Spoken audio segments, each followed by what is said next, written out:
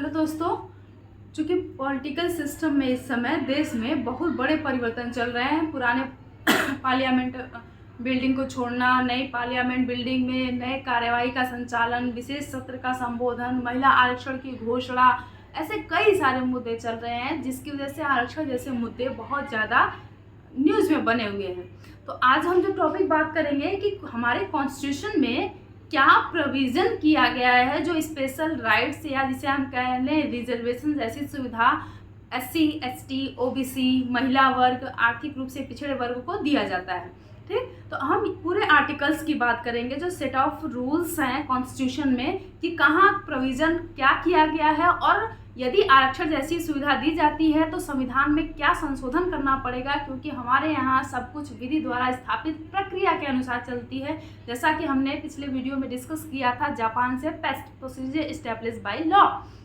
ठीक, तो आज जो बात करेंगे हम बात करेंगे कॉन्स्टिट्यूशन के पार्ट 16 की, भाग 16 की, जिसमें अनुच्छेद 330 से लेके 342 तक का वर्णन है, जिसमें स्टेटमेंट यूज किया गया है कि कुछ वर्गों के लिए विशेष अनुबंध, कुछ वर्ग जिसमें सामाजिक रूप से पिछड़े वर्ग हो सकते हैं, सांस्कृतिक रूप से पिछड़े वर्ग हो सकते हैं, धार्मिक रूप से पिछड़े वर्ग हो सकते हैं।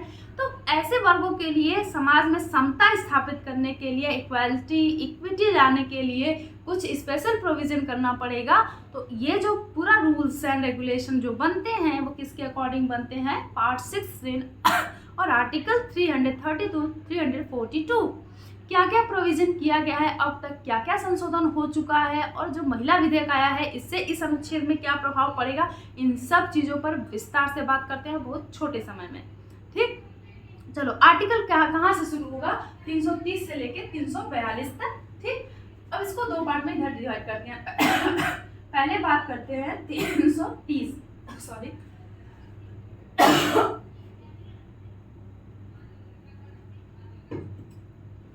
चलो आर्टिकल 330 की बात करेंगे। आर्टिकल 330 में प्रोविजन किया गया है कि अनुसूचित जाति और अनुसूचित जनजाति के लिए लोकसभा में सीटों का आरक्षण। ठीक, कहाँ पे? लोकसभा में। कहाँ से शुरू होती हैं चीजें? लोकसभा में। किसके लिए? SC and ST, schedule caste and schedule tribes के लिए। इसके लिए समय के साथ संविधान में संशोधन हुआ और अनुसूचित जाति के लिए लोकसभा में 84 सीटें और अनुसूचित जनजाति के लिए 47 सीटें आरक्षित की गई। कहाँ पे? लोकसभा में। लोकसभा में प्रेजेंट में जो सीटें काम कर रही, जो लागू प्रेजेंट में, वैसे तो 552 सीटें थी, 2 सीटें जो है एंग्लो इंडियन की हटा ली गई तो 550 सीटें, लेकिन प्रेजेंट में जो सीट की संख्या है वो 545, जिसमें से एंग्लो इंडियन की सीट हट गई है 104 कॉन्स्टिट्यूशन अमेंडमेंट एक्ट के थ्रू। तो अभी 543 सीट है। तो 543 सीटों में से कुल 84 सीटें किसके लिए है? लोकसभा में अनुसूचित जाति के लिए आरक्षित है और 47 सीट किसके लिए है? अनुसूचित जनजाति के लिए आरक्षित है। ठीक, तो जो महिला विधेयक का आरक्षण होगा उससे रिलेटेड महिलाओं को, जो अनुसूचित जाति और अनुसूचित जनजाति की महिलाएं होंगी, उनको लोकसभा में इसी सीट का 33% मिलेगा। यानी जो आरक्षण का 33% कोटा लोकसभा में आ रहा है वो अनुसूचित जाति और जनजाति की महिलाओं के यानी समूह के अलावा जो लोग हैं उनके लिए है। जो महिला वर्ग है अनुसूचित जाति और जनजाति की, उसके लिए 33% आरक्षण इसी 84 सीट और इसी 47 सीट में से मिलेगा। ठीक, यानी महिलाओं के लिए SC कम्युनिटी के लिए 28 सीटें रिजर्व होंगी और ST कम्युनिटी में देखेंगे तो 16 सीटें रिजर्व होंगी। ठीक, तो ये आर्टिकल 330 की बात हो गई। लोकसभा में अनुसूचित जाति और जनजाति का आरक्षण जिस क्षेत्र में, जिस राज्य में, जिस एरिया में अनुसूचित जाति की जनसंख्या ज़्यादा है, अनुसूचित जनजाति की जनसंख्या ज़्यादा है, वहाँ की सीटें उनके लिए रिजर्व कर दी गई हैं। ठीक, ताकि उनका भी प्रतिनिधि होना भी चाहिए। दूसरा आर्टिकल आता है 331 यानी 331 आर्टिकल की बात हो रही है। आर्टिकल 331 में प्रोविजन है कि लोकसभा में एंग्लो इंडियन ऐसे भारतीय जिनके पूर्वज इंडियन रह चुके थे हैं और वो लोग कहीं और रह रहे हों, जिन्हें हम एंग्लो इंडियन कहते हैं। आंग्ल भारतीय समुदाय, उसे हम कहेंगे आंग्ल भारतीय समुदाय। तो ऐसे लोगों के लिए भी सीटों का आरक्षण लोकसभा में 2 सीटें आरक्षित करी गई थी। ये सीटें जो आरक्षण थी ये 10-10 वर्ष के लिए आज़ादी से ही चली आ रही थी। 1950 में रिजर्वेशन, 1960, 1970, 1980, 1990, 2000, 2010, 2020। 2020 में इनका रिजर्वेशन अगले 10 साल के लिए बढ़ाया जाना था कि समाप्त होगा, ऐसा प्रोविजन करना था। तो संविधान में 104वां संशोधन हुआ 2019 में, ठीक है। 104वां 104 कॉन्स्टिट्यूशन अमेंडमेंट एक्ट 2019 में हुआ और हमने एंग्लो इंडियन समुदाय के लिए जो 2 सीटें लोकसभा में आरक्षित रखी थी, इस प्रोविजन को समाप्त कर दिया, ठीक। नेक्स्ट है आर्टिकल 331 के बाद 332। 332 में है कि SC/ST कम्युनिटी के लिए राज्यों की विधानसभा में सीटों का आरक्षण। हर राज्य की विधानसभा में अलग अलग सीट है, इस वजह से हम किसी एक विशेष राज्य की सीट की बात, क्योंकि एक ही रेशियो तो है नहीं कि हम बात करेंगे, तो सीटों के अनुसार और अनुसूचित जाति और जनजाति की जनसंख्या के अनुपात के अनुसार सीटों का रिजर्वेशन रखा गया है। राज्यों की विधानसभा में किस अनुच्छेद के तहत ये रिजर्वेशन मिलता है? 332 के तहत। वैसे ही एंग्लो इंडियन के लिए भी है, तो कौन सा आर्टिकल आएगा? 333 अनुच्छेद। 333 अनुच्छेद में विधानसभा में किसके लिए सीटों का आरक्षण रहेगा? एंग्लो इंडियन के लिए। एंग्लो इंडियन के लिए विधानसभा में 1 सीट आरक्षित रखी गई, ठीक। अब ये राज्य चाहे तो इस प्रोविजन को हटा सकता है, ये राज्य के ऊपर है, ठीक। ये 330 तक की बात हो गई। कहाँ तक की? 333 तक की। अब 334 अनुच्छेद की बात करेंगे। 334 अनुच्छेद की बात, तो चूंकि रिजर्वेशन का उद्देश्य है समता या समानता स्थापित करने के लिए, जिनके साथ गलत हुआ है, जो मुख्य धारा से पीछे रह चुके हैं, जिनका शोषण हुआ है, उनको कैसे विशेष सुविधा दे के मुख्य धारा में ला दिया जाए। और जिस दिन सभी लोग एक प्लेटफॉर्म पे आ जाएंगे, उस दिन रिजर्वेशन जैसी चीज खत्म कर दी जाएगी। इसी वजह से आप सुने होंगे 10 साल के लिए रिजर्वेशन है। जो महिला आरक्षण की बात हो रही है वो 15 साल के लिए बात हो रही है। चूंकि हम भारतीय हैं, जब एक बार किसी चीज़ का लाभ लेते हैं तो उसको कभी ख़त्म नहीं करते हैं, तो ये कंटिन्यू चलेगा, वो अलग बात है। जैसे अंग्रेजी भाषा का प्रयोग था 15 साल के लिए, वो भी कंटिन्यू रह गया, और OBC SC ST का रिजर्वेशन वो भी कंटिन्यूअस रह गया, सुधार ही नहीं हो रहा है कि खत्म हो। तो वैसे ही महिला आरक्षण भी चलेगा। तो एक समय सीमा लिखा गया है आर्टिकल 334 में कि जो आरक्षण है एक निश्चित समय सीमा के बाद इसे लागू करा रह सकते हैं और इसको समाप्त भी कर सकते हैं, या इस पे रोक भी लगा सकते हैं। तो आरक्षण का रोक या आरक्षण की समाप्ति, ये सारी चीजें कहाँ पे, किस अनुच्छेद में है? 334।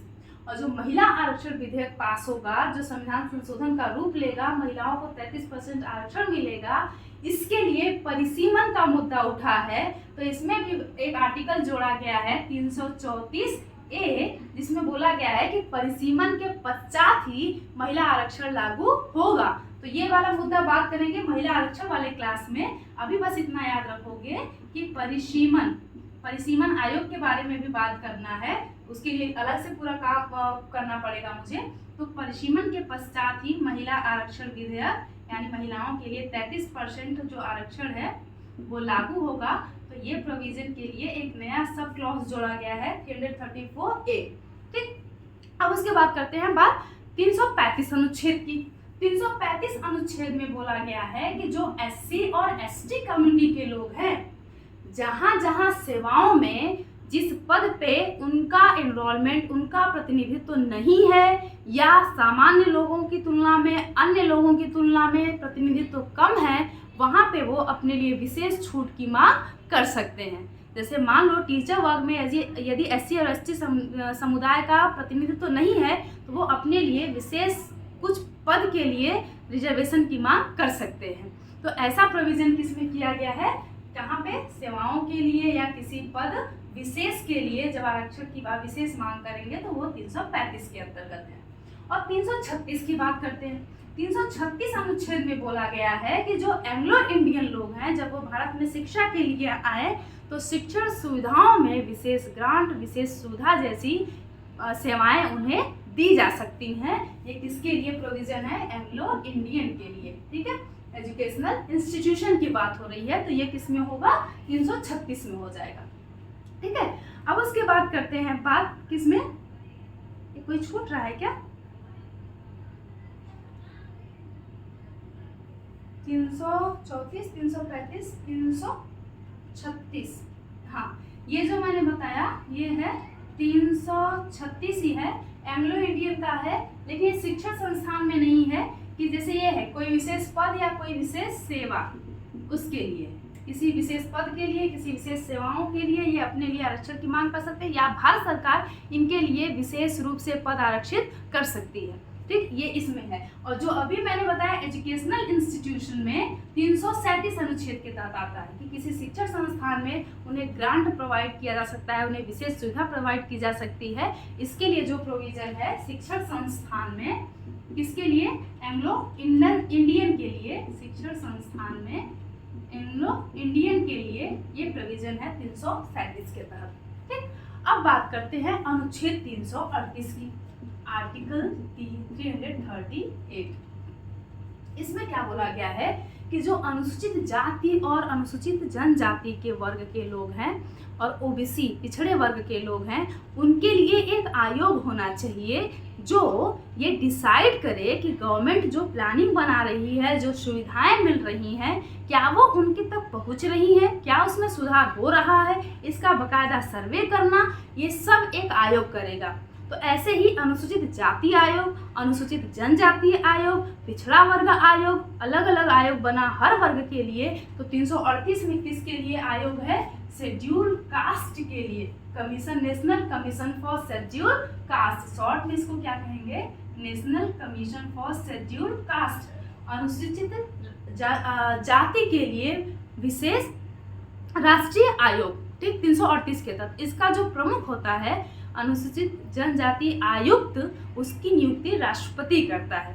ठीक, उनका पूरा ये जब हम कमीशन पढ़ेंगे, कॉन्स्टिट्यूशनल कमीशन या संवैधानिक संस्थाएं, तो उसमें इन तीनों के बारे में पढ़ेंगे। ठीक है, तो 338 में भी आप याद रखोगे national commission for schedule caste. ऐसे ही 338 बी अनुच्छेद जोड़ दिया गया। पहले एससी और एसटी के लिए एक ही कमीशन था, बाद में इनको 89 कॉन्स्टिट्यूशन अमेंडमेंट एक्ट 2003, कौन सा कॉन्स्टिट्यूशन, 89 कॉन्स्टिट्यूशन अमेंडमेंट एक्ट 2003 के तहत एक 338 में सब क्लॉज जोड़ दिया गया, जिसमें बोला गया national commission for schedule tribe, national commission for schedule tribe, अनुसूचित जनजाति के लिए राष्ट्रीय आयोग। इसके भी मुख्य आयुक्त की नियुक्ति राष्ट्रपति द्वारा की जाती है। इस संस्था के बारे में भी हम लोग पढ़ेंगे। इनका काम है अनुसूचित जनजाति के कल्याण की योजनाएं उन तक पहुंच रही हैं कि नहीं, इसकी जांच करना, इसके बारे में राष्ट्रपति को रिपोर्ट देना। ठीक, उसके बाद जब ओबीसी का मुद्दा उठा, ओबीसी के लिए रिजर्वेशन आया, तो ओबीसी सेक्टर में भी कल्याणकारी योजनाएं पहुंच रही हैं कि नहीं, इसके लिए भी एक कमीशन चाहिए। तो इसके लिए भी एक कमीशन बना और संविधान में एक संशोधन किया गया 102 कॉन्स्टिट्यूशन अमेंडमेंट एक्ट 2018। तो जो आर्टिकल जोड़ा गया 338 का, सॉरी ये ए था, 338, 338 ए, 338 बी, 338 का बी जोड़ा गया। इसमें बना national commission for backward classes, पिछड़े वर्ग के लिए राष्ट्रीय आयोग। और इसके लिए कॉन्स्टिट्यूशन अमेंडमेंट किया गया 102 constitution amendment, 102 constitution amendment act 2018।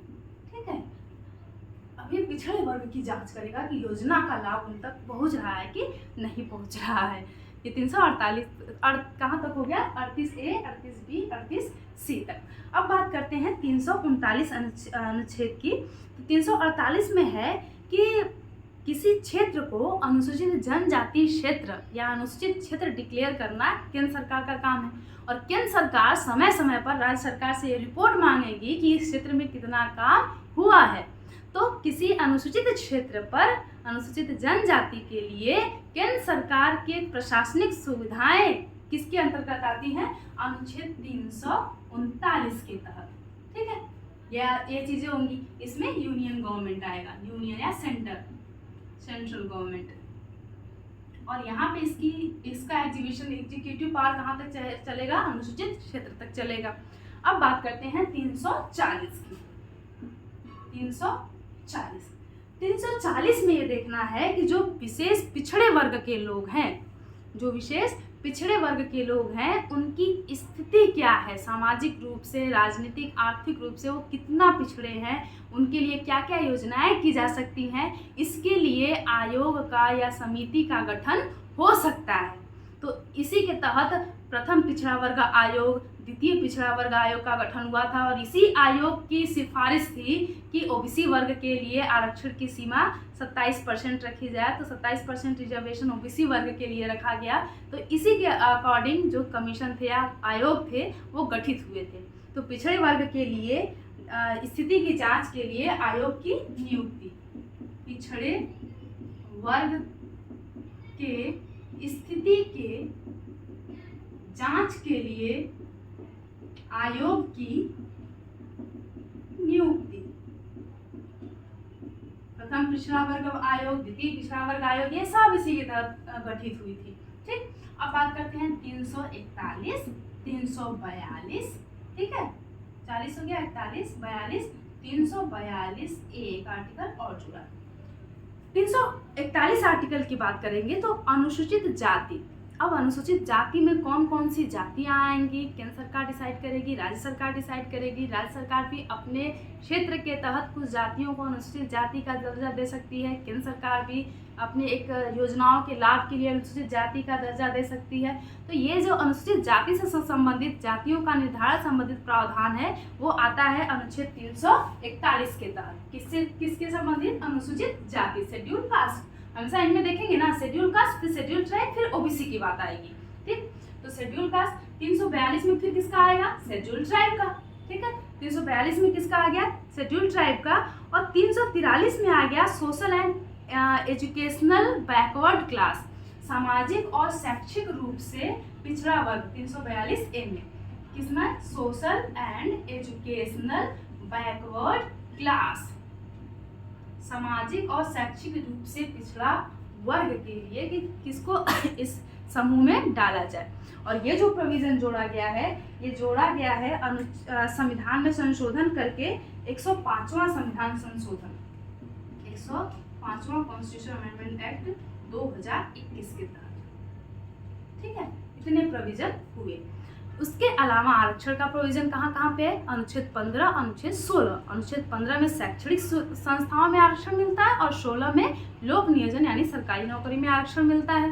ठीक है, जिसमें SC ST समुदाय, OBC समुदाय विशेष आरक्षण वर्ग का मांग कर सकता है ना, ये दिया है कि किसी पद विशेष के लिए मांग कर सकते हैं। तो ये सब इनके तहत दिया जाता है 16, क्योंकि जो आर्टिकल 15 और 16 है राइट टू इक्वालिटी के तहत आता है। इक्वालिटी तभी स्टेबल होगी जब पिछड़े लोगों को एक ही प्लेटफॉर्म पे लाओगे, तभी तो लोग एक साथ फाइट करेंगे। अवसर सबके लिए समान होगा, जिसके पास अवसर ही नहीं है वो क्या फाइट करेगा।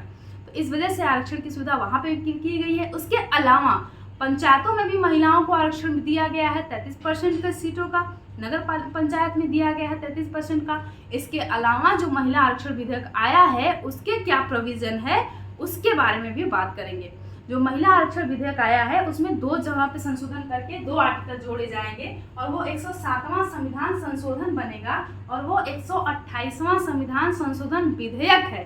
ठीक है, ये चीजें उस क्लास में डिस्कस करेंगे। उसमें 332 और 302 आर्टिकल जोड़ेंगे हम। एक आर्टिकल जोड़ेंगे 332 और दूसरा आर्टिकल जोड़ेंगे 330, 332। हाँ देखो, 330 में हम क्या जोड़ेंगे कि लोकसभा में महिलाओं के लिए 33% का रिजर्वेशन सीट में, उसकी बात करेंगे। तो इसमें भी आर्टिकल एक नया जुड़ेगा 330 का ए। ठीक, और जो संविधान संशोधन 128वां संविधान संशोधन विधेयक और जो 107वां संविधान संशोधन अधिनियम बनेगा उसके तहत ये काम होगा। दूसरा जोड़ा जाएगा 332 ए। इसमें विधानसभाओं में महिलाओं के लिए आरक्षण, क्योंकि जो 332 अनुच्छेद SC ST के लिए है और नया आरक्षण देने के लिए संविधान में संशोधन करना पड़ेगा, तो नया आर्टिकल भी जुड़ेगा 332 ए, 330 ए। ठीक है, बाकी इसके आर्टिकल की जिक्र हम महिला आरक्षण विधेयक वाले टॉपिक में भी करेंगे और परिसीमन के बारे में भी चर्चा करेंगे। आरक्षण कैसे डिवाइड होगा इसके बारे में भी चर्चा करेंगे। महिला आरक्षण का इतिहास क्या है इसके बारे में भी चर्चा करेंगे। तब तक देखते रहो आज तक।